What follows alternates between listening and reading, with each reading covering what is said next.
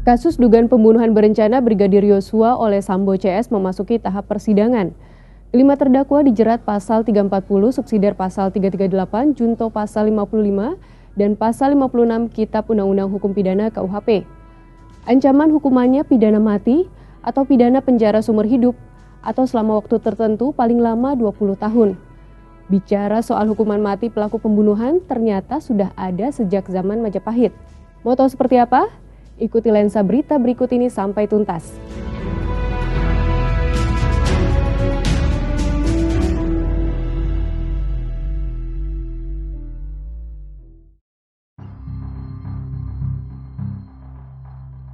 Pembunuhan berencana didefinisikan sebagai tindak pidana penghilangan nyawa seseorang yang didahului oleh rencana pembunuhan. Tapi sayangnya pengertian dan syarat unsur tindak pidana pembunuhan berencana tidak dirumuskan dalam KUHP. Dengan demikian, definisi berencana ini ada di wilayah abu-abu. Demikian pula terkait syarat dan unsur untuk dikategorikan berencana ini tidak solid. Pada akhirnya, kepekaan hakimlah yang dibutuhkan dalam menganalisis, mempertimbangkan, dan memutuskan perkara tindak pidana pembunuhan berencana, sebagaimana dalam putusan nomor 201/PID B/2011/PN, MRS. Sekarang kita cek KUHP pasal 340. Disebutkan barang siapa dengan sengaja dan dengan rencana terlebih dahulu merampas nyawa orang lain, diancam karena pembunuhan dengan rencana dengan pidana mati atau pidana penjara seumur hidup atau selama waktu tertentu, paling lama 20 tahun. Jelas ya?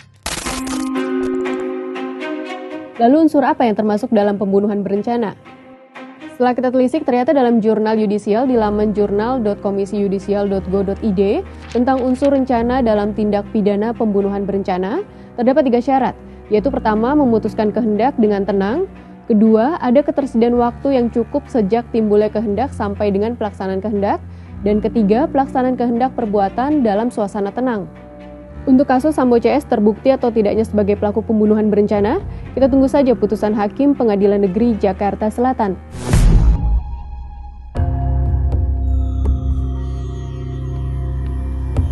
Nah, balik lagi soal hukuman mati pada zaman Majapahit. Kerajaan Majapahit yang berkembang pesat pada abad ke-13 hingga ke-14 Masehi menerbitkan peraturan terkait hukum pidana yang menjadi pedoman kehidupan masyarakat saat itu. Aturan ini bernama Kutara Manawa Dharma Castra atau yang juga disebut sebagai Kitab Perundang-undangan Agama. Secara keseluruhan, kitab hukum pidana ini terdiri atas 19 bagian yang mengatur beragam aspek kehidupan. Selain pembunuhan yang terangkum dalam bagian Astadusta, juga terdapat aturan tentang jual beli, utang piutang, perkawinan, dan pegadaian. Dalam kasus pembunuhan yang diatur dalam Astadusta, pembunuh hukumannya mati.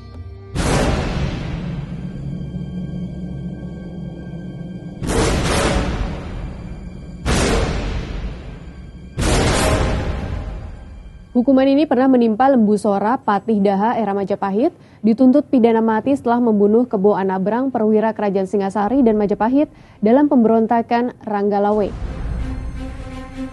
Hukuman mati tak hanya dikenakan kepada pembunuh.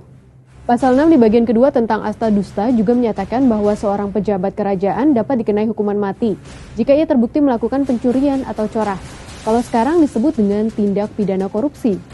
Lalu pasal 11 Astadusta mengatur hukuman mati tak pandang bulu dan kasta bagi kaum Brahmana, tokoh agama, cendekiawan, guru, dan lansia.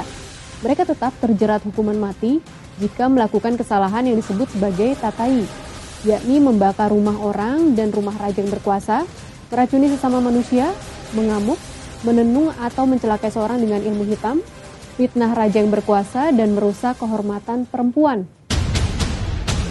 Persoalan pencurian hingga pembunuhan menjadi fokus yang penting saat itu.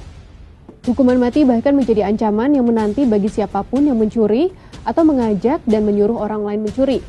Hukuman tak kalah tegas juga diterapkan bagi pembunuh dan orang-orang di sekitarnya. Bahkan bagi orang yang bersahabat dengan pembunuh tetapi tidak mengetahui bahwa sahabatnya adalah seorang pembunuh, maka akan dikenai hukuman denda. Artinya saat itu setiap orang dituntut untuk melakukan kontrol sosial yang dimulai dari orang-orang terdekat.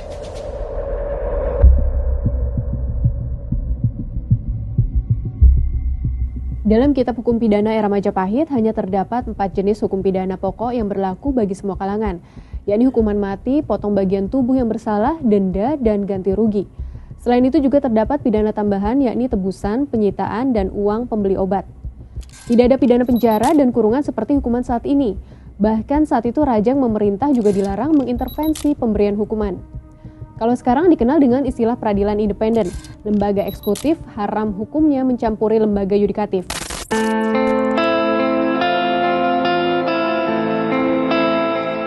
Jika peradaban Majapahit yang kala itu punya keterbatasan pengetahuan dan teknologi saja bisa menerapkan hukuman yang adil dan tegas untuk masyarakatnya, menilai kondisi sekarang yang sudah lebih maju, modern dan melek hukum, rasanya keadilan makin jauh terbelakang. Lihat saja, belum lama ini terpidana korupsi ramai-ramai dapat remisi. Apa perlu balik ke zaman Majapahit? Oke, sekian cerita soal hukum pidana di Indonesia. Sampai jumpa di cerita lainnya di Lensa Berita berikutnya.